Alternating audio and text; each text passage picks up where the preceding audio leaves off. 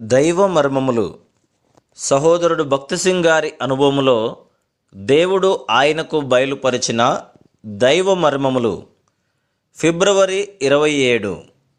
ఆ మందసములో మన్నాగల బంగారు పాత్రయు, చిగురించిన అహరోను చేతికర్రయు, నిబంధన పలకలను ఉండెను.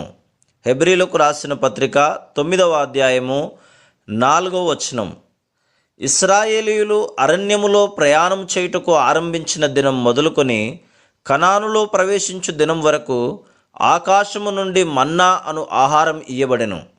ఈ మన్నా చూచుటకు మంచు కణముల వలెను, రుచికి తేనె కలిపిన అపూపము వలెను ఉండెను.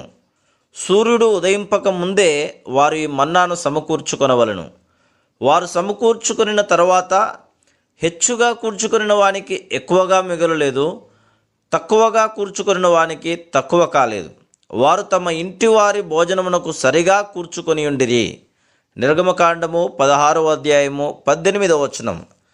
ఇశ్రాయేలీయులను మన్నాతో తృప్తిపరిచినట్టు దేవుడు ప్రతి మనుష్యుని ఆత్మీయ ఆహారముతో తృప్తిపరచునని మన్నాగల బంగారు పాత్ర సూచించుచున్నది.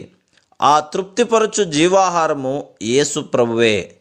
యోహాను సువార్త 6వ అధ్యాయము 47 నుండి 50 వచనములు.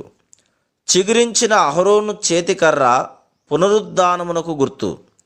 పునరుత్థానపు శక్తి వలననే ఎండిన కర్ర జీవము గలదై పుష్పించెను.